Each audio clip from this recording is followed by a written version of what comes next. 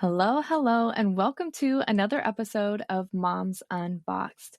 I hope y'all had an amazing holiday and a happy new year to you and your family. I am so excited for 2026. I wanted to tell you what's happening in the Moms Unboxed Telegram.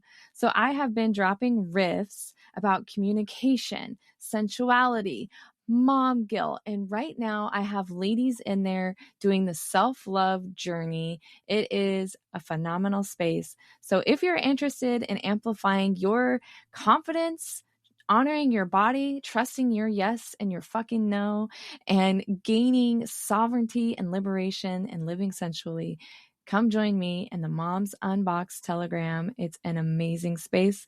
The link is in the description. So today we are talking about something that doesn't get nearly enough attention when it comes to relationships, and that is emotional safety. Because here's the truth, you can't communicate your way into intimacy or sensuality when it doesn't feel safe.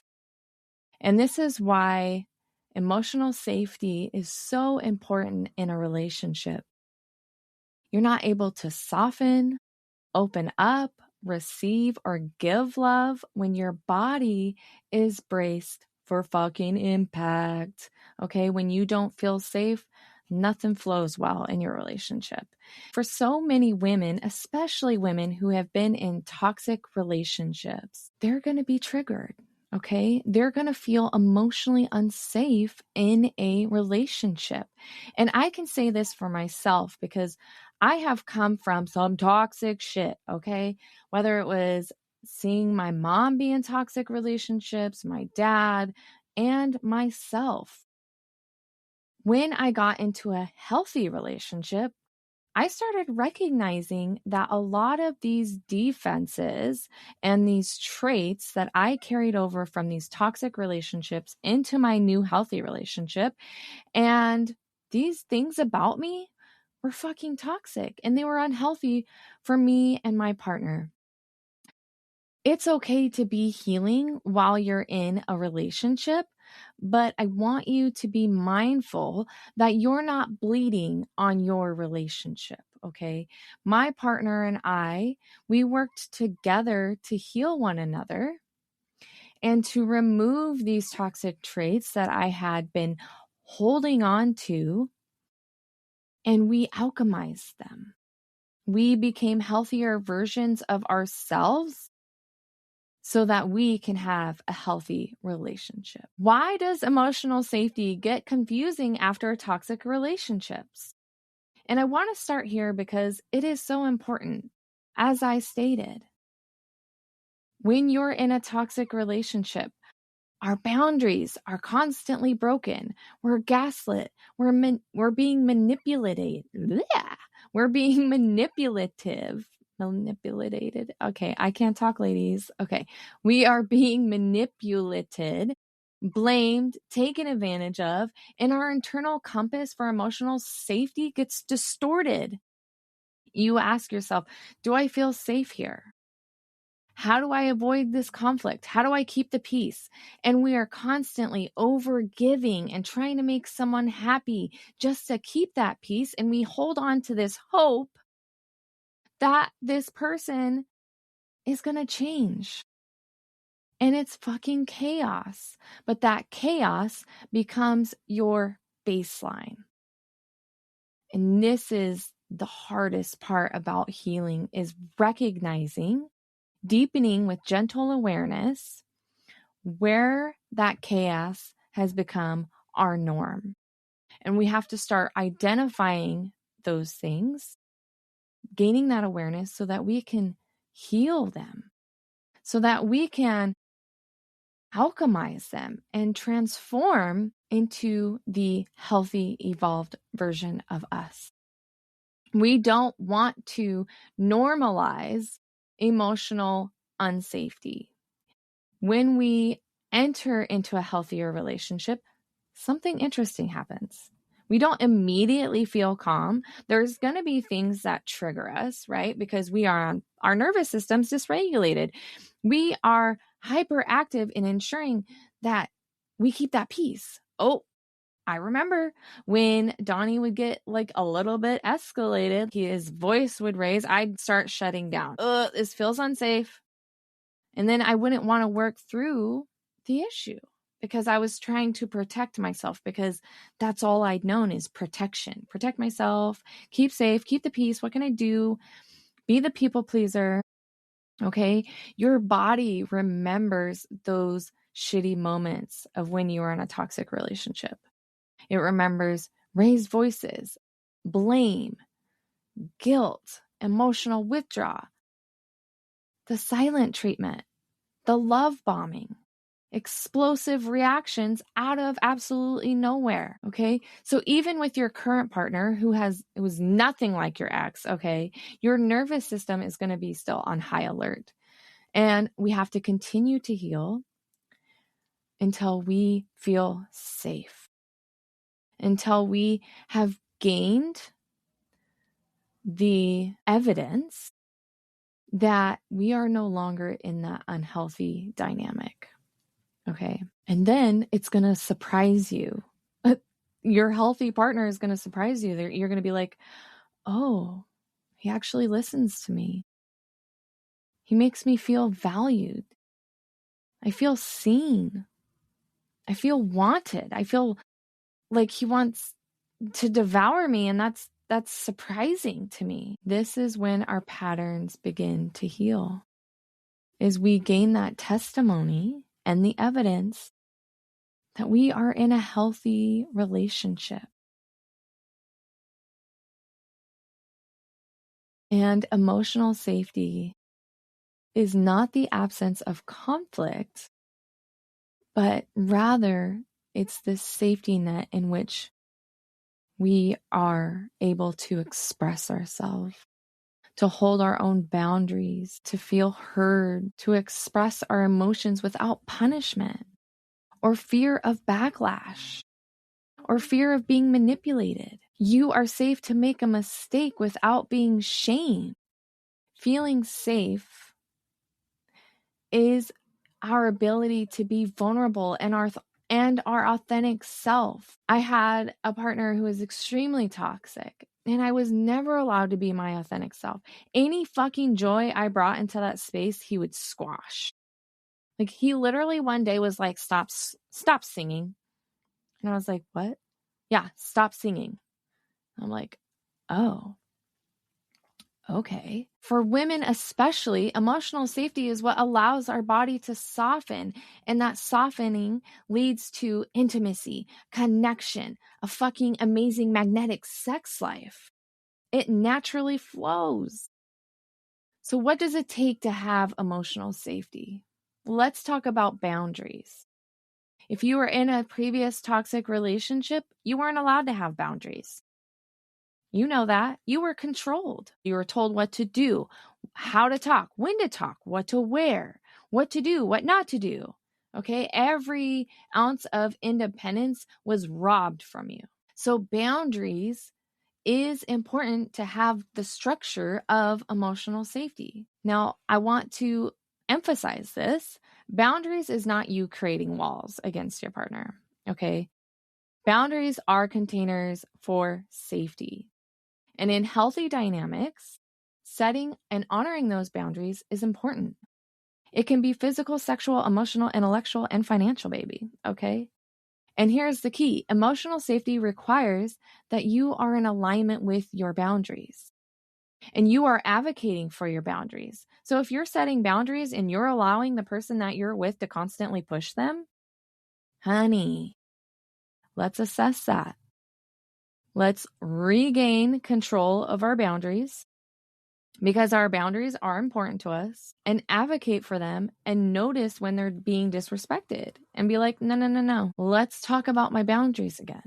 And you should be able to do that with a healthy partner without feeling guilt or fear. They should understand you and respect you. Nonverbal communication and emotional safety. This is a big one, and it's often overlooked because we forget that a lot of our communication is actually our body language. Nonverbal communication matters, okay? So tone, volume of their voice, the eye rolling, the escalation, the body posture.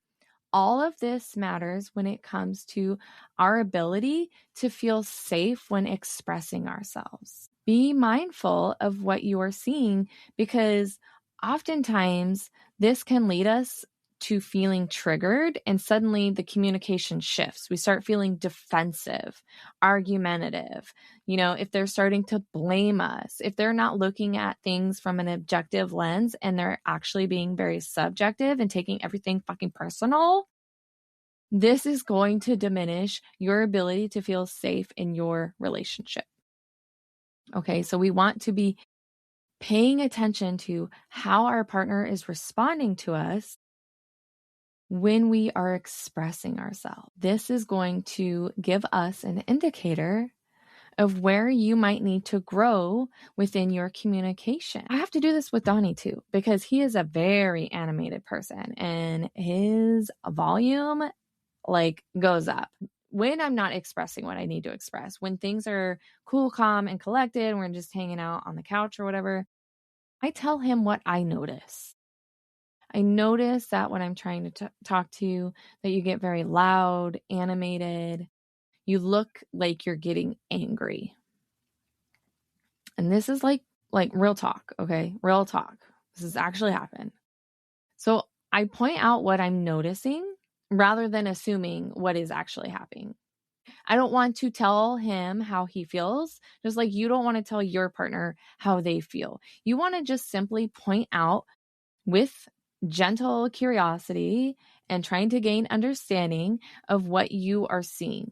And then you want to ask, can you explain to me how you're feeling in that moment? What you're thinking? Because I'm starting to feel unsafe to express myself when that's the response I get. You see how I didn't shift blame at all? I simply took responsibility for what I was experiencing. I asked for clarity so that I can gain understanding. This is going to be absolutely transformative in your communication with your partner. And this is enhancing emotional safety. Rather than losing that safety net, we actually want to tighten it up. How can I express myself so that I can feel safer? Or, you can pose the question to your partner too. How can we communicate so that I feel safer in expressing my emotions, my problems, and my concerns? Boom, mic drop. Okay. So we want to ensure that when we are meeting our partner within our communication, that you both are showing up in a soft, curious, and compassionate way. Because when your voice gets louder, his voice gets louder, your body starts shutting down or they get defensive. And we want to avoid all that. Okay, babe? Mindful listening, feeling seen and heard. I started practicing mindful listening. I have on and off, but really, really hard the last 2 years. And I noticed that within my listening, I was interrupting a lot. I was trying to get a word in because I don't like feeling misunderstood. And when my partner would explain something that was way off base of how I was thinking or feeling, I'd be like, no. I'd want to cut in. Mindful listening asks us to just listen, to be objective, to allow our partner's space to express themselves without trying to get defensive. Notice even within your mind how we are looking for the one thing to defend. You can say something to someone and they'll pick up 1% of it because it's the one thing that they disagree with. So when we are mindfully listening to our partner, we are being sensitive to what they're saying. We are showing compassion and we are being curious.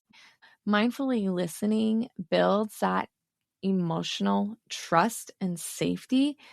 And this lets them know that they can express themselves to you. that it's not going to turn into an argument. And this is important for you too. If you notice your partner is not mindfully listening, tell them what mindfully listening is. See if you can both practice this for each other so that you amplify that emotional safety in your relationship. Transparency builds trust, and this also leads to emotional safety. It literally depends on this. So if we're lying to our partner, we're not being fully authentic, or we're like withdrawing like details of stories that we might be sharing, this isn't going to build emotional safety. Okay. This is about being honest about our emotions, our struggles, our problems, what we're feeling emotionally towards our relationship. Okay. Our internal world, there's so much, right? We want to be able to express this to our partner without feeling like we're going to be yelled at, or they're going to dismiss us, or they're going to get angry at us because maybe we're feeling like this relationship needs a little bit more intimacy, more date nights, or more connection. And you want to be able to express that to your partner without your partner flying off the handle. Okay. So emotional safety is also depth, right? So if you're feeling like your relationship is surface level, well, that's not very fun.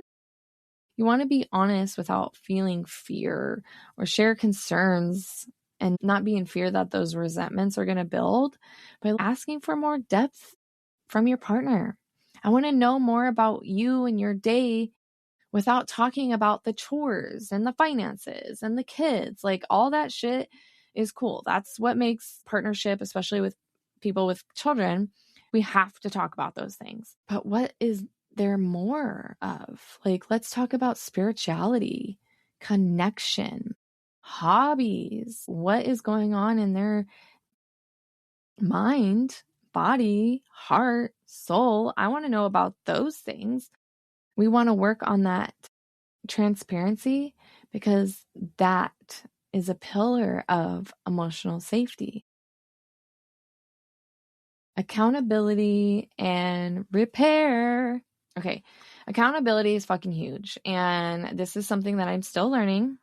And it's not that I don't want to take accountability for my actions that may have been wrong, or my behavior, or my tone is always something I'm having to work on. If we are not taking accountability and repairing the relationship as we move more in depth within the relationship, it's not going to work, right? Because what's going to happen is your partner is always going to blame you. You're going to blame your partner. No one's going to take action or accountability to actually fix the problem. And you're going to continuously be on this pattern of the same bullshit. We want to not ask for perfection, but ask for grace. And this comes with taking accountability and acknowledging when you were in the wrong. Relationships take work, right? We don't get together with someone and expect that you're never going to get in an argument, or shit's just going to go awry. And this is my problem. I will doubt my relationship when we're like bickering for that week or that day. And I'm like, our communication is not going well. I don't know if this is going to work. So that was my defense.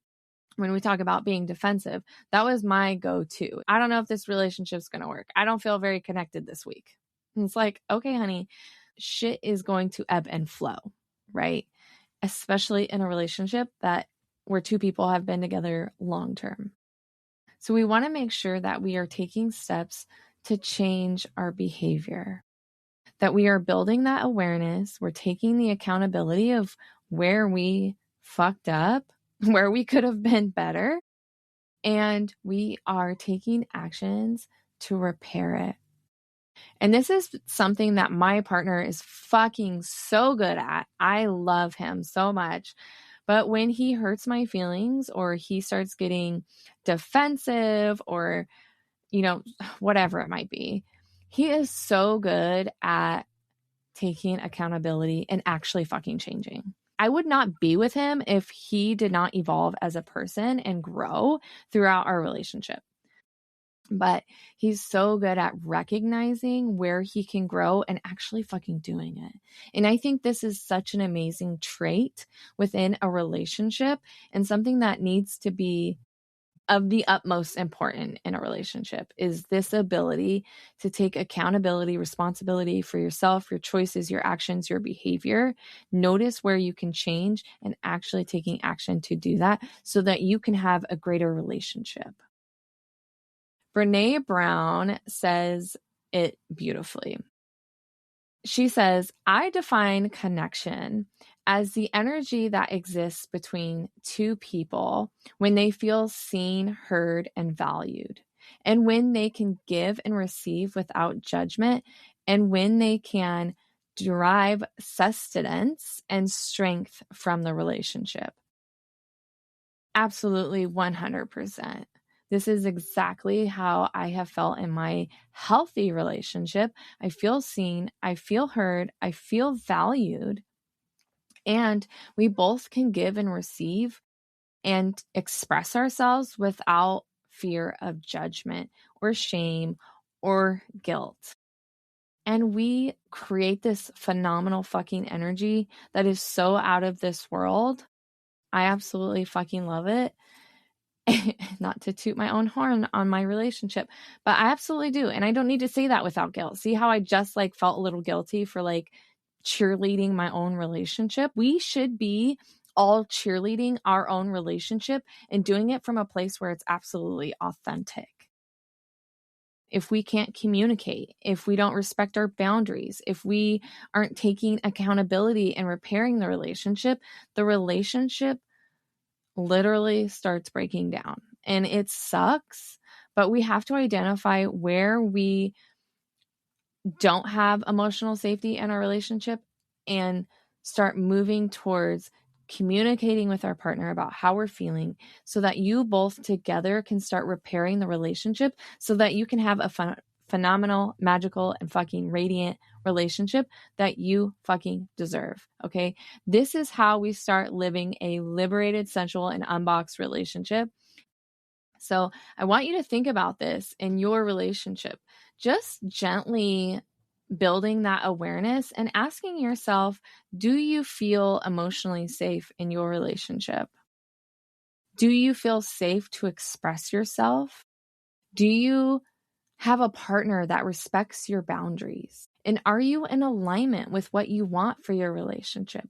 That's the other part of building emotional safety is being in alignment with one another and what you both desire and want out of a relationship.